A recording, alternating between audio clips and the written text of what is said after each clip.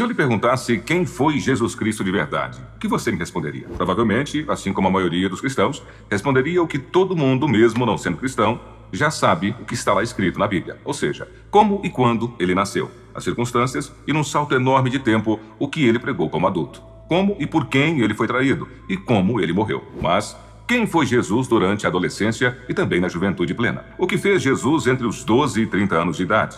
E parece que a resposta não é tão simples assim, não é? A última ocasião em que Jesus é citado na Bíblia é quando ele se encontra com os anciãos, aos 12 anos de idade. Segundo consta no capítulo 2, versículo 41 a 52 do Evangelho de Lucas, Jesus havia ido a Jerusalém com seus pais, uma festa judaica que precede a Páscoa cristã e que celebra a libertação dos hebreus da escravidão no Egito, como narrado no livro do Êxodo.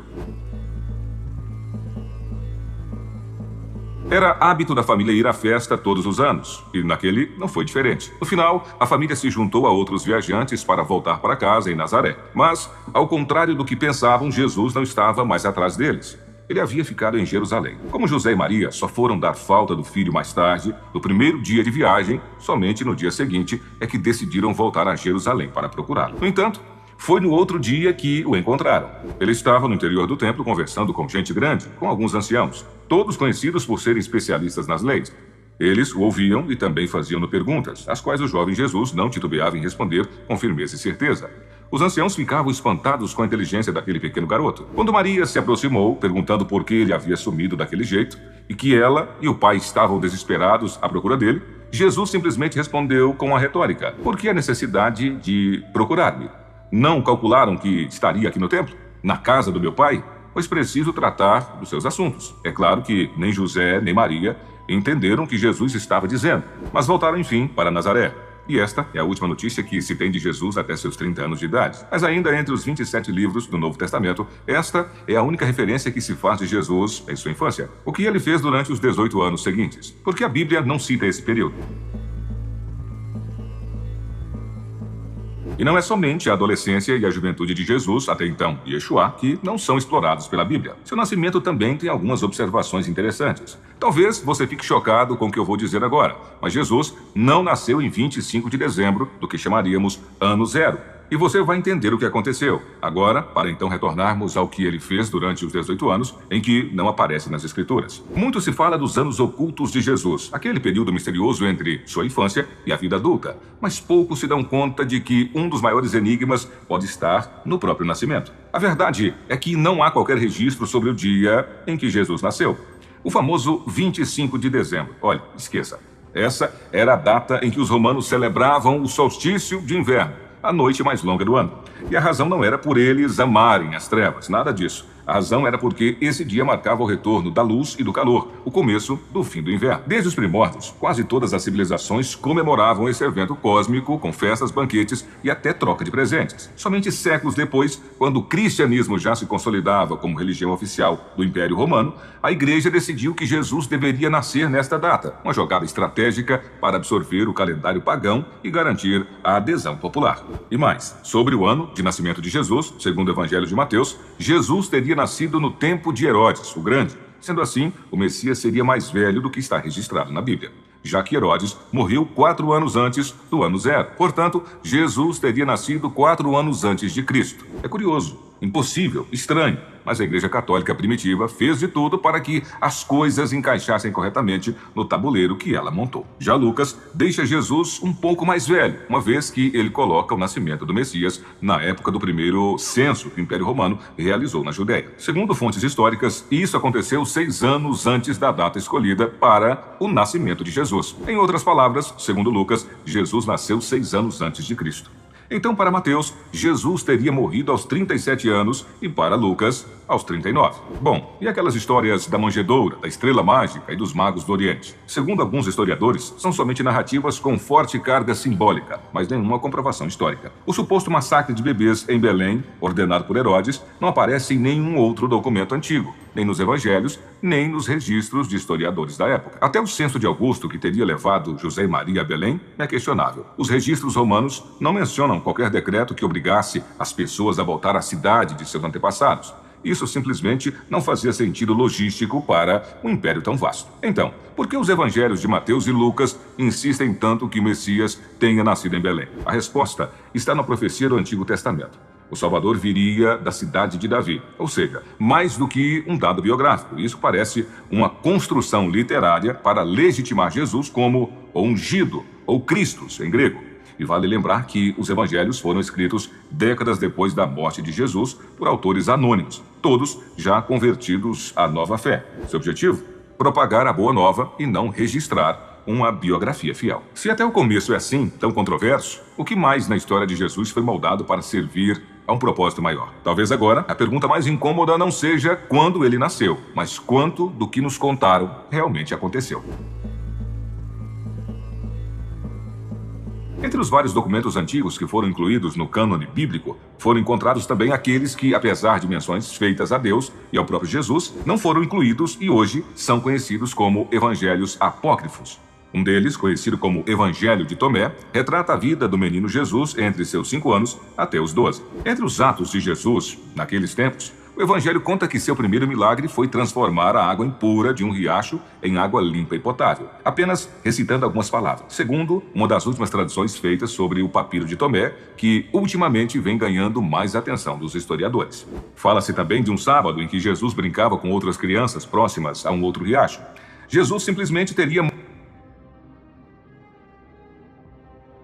12 pardais, como diz o texto, e continua dizendo: tendo um judeu visto as coisas que Jesus fazia, brincando no sábado, foi imediatamente e anunciou ao pai dele, José: eis que seu filho está junto do riacho, e tomando barro, plasmou 12 pardais e profanou o sábado. O problema aqui foi o fato de os sábados serem guardados pela lei judaica. Não era dia de trabalho, mas também não era dia de criança brincar. Segundo o texto, José foi até o local e assim que chegou e chamou a atenção do filho, um novo milagre aconteceu. Um a um, Jesus pegava seus pardais, dizia algo, dava um sopro e o pardal de barro ganhava vida, voando de suas mãos. Isso sob os olhares incrédulos de seu pai José e da admiração dos amiguinhos. Muitos podem até se assustar com isso, mas Jesus não era cristão. Isso é lógico, já que o cristianismo veio depois de sua morte, e muito menos católico. Ele era judeu, de família tradicional e orgulhosamente judia, tanto que aos 13 anos ele celebrou o Bar Mitzvah, um ritual que marca a maioridade religiosa do adolescente judeu. Marcos e Mateus, na Bíblia, dizem que Jesus tinha 4 irmãos e 2 irmãs. Seus irmãos, Tiago, José, Simão e Judas, foram batizados com nome dentro da tradição judaica. E Yeshua, que hoje conhecemos como Jesus, também. Esse nome, aliás, recordava o braço direito de Moisés, homem que o ajudou a liderar os israelitas no êxodo do Egito, 1000 anos antes de Jesus nascer. Já as irmãs de Yeshua não possuem seus nomes citados na Bíblia tradicional, porém, o apócrifo Evangelho de Felipe, escrito no século III depois de Cristo, menciona um nome como sendo uma das irmãs de Jesus, Maria. No final do Evangelho de Tiago, apócrifo aludido ao irmão de Jesus, é citado mais um nome que, segundo alguns historiadores, seria da segunda irmã, Salomé. Apesar disso, as igrejas católica e ortodoxa não aceitam a ideia de que Jesus tenha tido irmãos de sangue. Por quê? Simples. Isso destruiria a virgindade perpétua de Maria, e ela não poderia ter se tornado a Virgem Santa, a quem os católicos devotam. Então, a história desses personagens tem também um outro viés. Tiago, José, Simão, Judas, Maria e Salomé seriam filhos de uma irmã de Maria e, portanto, primos de Jesus. Isso na visão católica. Já a Igreja Ortodoxa defende a ideia de que eles seriam filhos de um relacionamento anterior de José. Bom, o próprio Jesus não era filho consanguíneo de José. A confusão maior é devido a uma palavra, adelphoi, que em grego quer dizer do mesmo ventre, e pode significar tanto irmãos e irmãs físicos, como também irmãos e irmãs figurativos. Conforme o livro da Bíblia em que é referida, a palavra pode também estar se referindo a um parente, como em Romanos 9:3, a um vizinho, como em Mateus 5:22, ou a um meio-irmão, como em Marcos 6:17. As fases, digamos, mais obscuras da vida de Jesus são sua adolescência e sua juventude, a partir dos 13 até os 29 anos de idade. O que ele teria feito durante todo esse período? Alguns historiadores apostam na continuidade do trabalho de José durante uma boa fase de sua vida, enquanto outras pessoas dizem que ele pode ter se dedicado às pregações desde então, aconselhando e levando a palavra de Deus às pessoas. O mais provável é que ele tenha mesmo aprendido a lidar com o trabalho desde cedo. Talvez devido ao trabalho do pai, ele tenha sido carpinteiro. Contudo, o mais antigo dos evangelhos, o de Marcos, refere-se a Jesus como sendo um tecton, que no século I Para os gregos, queria dizer pedreiro. Naquela época, porém, a profissão não era bem vista pela população. Ganhavam muito mal e eram sempre tratados com inferioridade. A discriminação era tanta que Mateus e Lucas, mesmo se baseando em Marcos, tomaram todo o cuidado com o uso da palavra tecton. Mateus disse que José, pai de Jesus, era um tecton, enquanto Lucas omitiu essa informação. A probabilidade de que Jesus tenha seguido os passos de José na carpintaria talvez seja a maior delas, pelo menos durante sua adolescência, pois há outra fase da vida de Jesus que não está escrita na Bíblia. Há muita coisa entre os manuscritos do Mar Morto, documentos entre os quais estavam os famosos evangelhos apócrifos, que a Igreja Católica e a Ortodoxa simplesmente abominam. Em um desses livros, há uma forte referência sobre os essênios, ou melhor, de Jesus ter convivido com eles. Quem eram os essênios? São normalmente conhecidos como um grupo de judeus ascetas que viveram na região de Qumran, na Cisjordânia, próximo ao Mar Morto. Em sua maioria, eram homens que procuravam exclusivamente o desenvolvimento espiritual e, para isso, renunciaram aos prazeres da carne e algumas necessidades primárias. Costumavam cultivar cereais, vegetais e se dedicar aos estudos das Escrituras. Inclusive, há uma forte desconfiança por parte dos historiadores de que pelo menos a maioria dos documentos encontrados no Mar Morto tenha sido produzida pelos essênios. Eles se banhavam 2 vezes ao dia com água fria e sempre antes das refeições, como forma de purificação espiritual. Seu cotidiano era banhos, trabalho no campo e refeições acompanhadas de orações, além da escrita. Os essênios foram perseguidos e dizimados por volta do ano 70 depois de Cristo, principalmente por se recusarem a participar dos cultos de Jerusalém. Por isso, não são mencionados na Bíblia tradicional e só foram descobertos por acaso. Contudo, não por Jesus, pois, segundo consta em alguns pergaminhos, a família de José e Maria conviveu um bom tempo com eles. Será? E não é só isso. Jesus ensinou e aprendeu muito durante o tempo que permaneceu junto àquele povo considerado inferior. Quem os teria levado até o vilarejo foi João Batista, muito tempo antes de batizar Jesus. Os essênios tinham como base moral as leis de Moisés, a quem é atribuída a Torá, o livro sagrado do judaísmo. Enquanto estavam com o povo essênio, Jesus teria dito para não procurarem a lei nas Escrituras, pois, segundo ele, a lei é a vida, enquanto o escrito está morto. Jesus ainda teria completado dizendo que a integração com o divino está na natureza e em tudo que é vivo, principalmente em nós mesmos. Os essênios teriam dito a Jesus que aquelas eram falsas informações. Devemos nos lembrar que aquele povo não tinha apego a qualquer tipo de religião, apesar de terem raízes judaicas. Contudo, justamente por não serem devotados, é que não eram bem aceitos em Jerusalém ou qualquer outra cidade crente no Deus único. Ainda de acordo com o que é dito nos pergaminhos, Jesus fez uma espécie de alerta sobre o que os homens escreviam, afirmando que as religiões eram uma espécie de amarra que impedia a vida com liberdade de espírito. Outra curiosidade: Jesus não aceitava a exploração de alguns templos sobre os fiéis. Um exemplo disso era que judeus, especialmente os mais pobres, eram obrigados a comprarem animais para serem sacrificados no altar em nome de Deus, o que os endividava, já que não tinha como pagar na maioria das vezes. Um certo dia, Jesus teria se revoltado e derrubado mesas de vendedores de animais preparados para o sacrifício, no próprio templo de Jerusalém. Ele chegou a comparar o templo a um covil de ladrões, local onde os mais pobres eram explorados.